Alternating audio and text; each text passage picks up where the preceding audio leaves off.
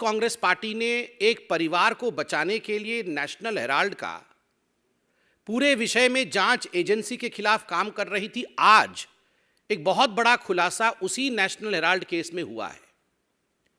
2013 का यह केस है, किंतु 1960 में कांग्रेस के अंदर ही 4 बार के उनके उत्तर प्रदेश के मुख्यमंत्री आदरणीय चंद्रभानु गुप्ता, जो उत्तर प्रदेश के 50 से 60 के दशक के बीच में एक बहुत बड़े लीडर हुए, नेता हुए, जो 4 बार के उत्तर प्रदेश के मुख्यमंत्री कांग्रेस की तरफ से रहे, अब उनकी एक किताब छपी है विगत वर्ष।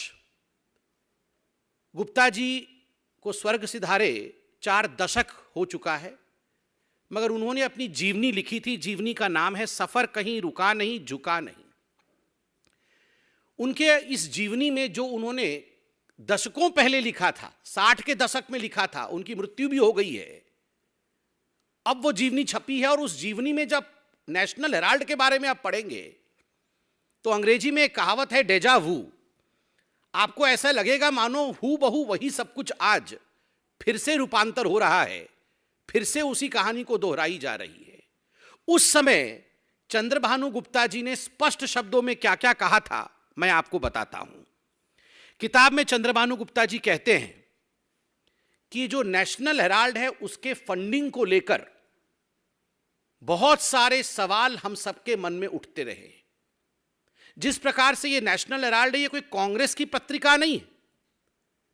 चंद्रभानु गुप्ता जी कहते हैं ये कोई स्वतंत्रता संग्रामियों के लिए या भारतवर्ष की कहानी को प्रतिपादित करने की कोई अखबार नहीं है। ये अखबार जो है ये केवल नेहरू, जवाहरलाल नेहरू और इंदिरा गांधी को महिमा मंडित करने के लिए है, और इसके लिए जो फंडिंग की जाती है उसमें गड़बड़ है। यहां तक चंद्रभानु गुप्ता कहते हैं कांग्रेस के 60 की दशक में कि यदि कोई इन्वेस्टिगेटिव एजेंसी, कोई जांच एजेंसी नेशनल हेराल्ड पे जांच खोल ले और उसके पैसे के विषय को अगर देखना शुरू कर दे तो बहुत बड़ा खुलासा, a big exposé will happen, बहुत बड़ा खुलासा हो जाएगा। आप सोचिए, ये जो परिवार है नेहरू परिवार, ये परिवार तब भी भ्रष्टाचारी है, तो ये भ्रष्टाचार इनको विरासत में मिली है। ये केवल सोनिया जी और राहुल जी भ्रष्टाचारी है ऐसा नहीं है, विरासत में परिवार में भ्रष्टाचार चला आ रहा है। और इसका जो खुलासा है ये चंद्रभानु गुप्ता जी करते हैं, उनके खुद के 4 बार के मुख्यमंत्री करते हैं। उसमें कहते हैं कि उस समय भी ये बहुत ध्यान देने योग्य विषय है, गलत तरीके से नेशनल हेराल्ड ने कांग्रेस से पैसे लिए। जो पैसे लोगों ने कांग्रेस पार्टी को दिए थे, चंदा में दिए थे, डोनेशन में दिए थे, उस पैसे को नेशनल हेराल्ड में लगाया गया। सोच के देखिए, आज भी 90 करोड़ रुपए का विषय चल रहा है कि किस प्रकार से करोड़ों रुपए कांग्रेस पार्टी से गलत तरीके से, असंवैधानिक तरीके से, इलीगल तरीके से money was siphoned from the Congress party to the National Herald and from National Herald back to the mother and the son duo, the company called as Young India. तो ये जो मनी सर्किटिंग थी वो उस समय भी चल रही थी और कांग्रेस का पैसा उस समय भी नेशनल हेराल्ड में गया था। सोच के देखिए, भ्रष्टाचार बेरोक टोक, अनस्टॉपेबल, मतलब भ्रष्टाचार और करप्शन तब से चल रहा है, नेहरू जी के समय से। और आगे चंद्रभानु गुप्ता लिखते हैं कि नेहरू जी को इस पूरी कंपनी का डायरेक्टर बनना था, इसलिए किस प्रकार से उन्होंने कई बड़े नेताओं का नाम लिखा है, पुरुषोत्तम दास टंडन, शिव प्रकाश गुप्ता, आचार्य नरेंद्र देव और खुद चंद्रभानु गुप्ता, कि हमें फोर्सफुली अपने जो शेयर्स थे उन्हें बेचने पड़े ताकि नेहरू जी के पास 100 शेयर आ जाएं और वो कैसे भी येन केन प्रकारेण डायरेक्टर बन जाए ताकि कंट्रोल उनके पास चला जाए।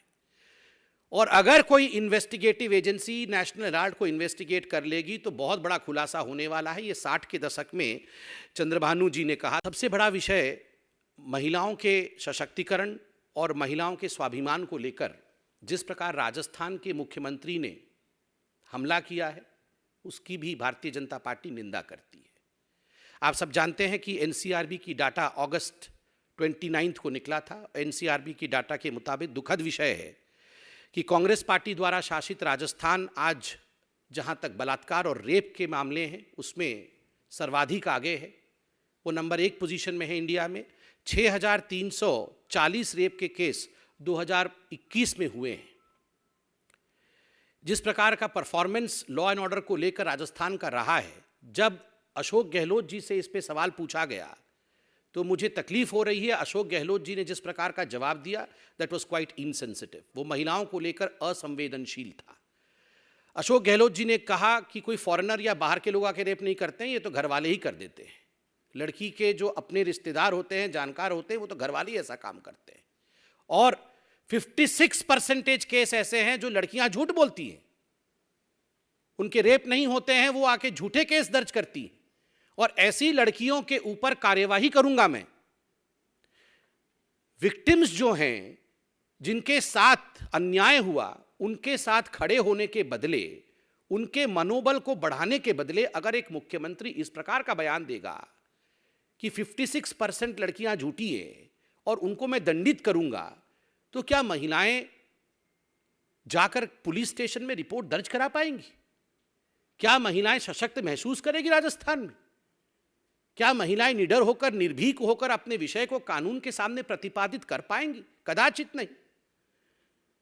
मुझे तो बड़ा कष्ट होता है कि इस प्रकार के बयान से अशोक गहलोत जी कहीं ना कहीं जो कांग्रेस की माइंडसेट है उसे दर्शाते हैं।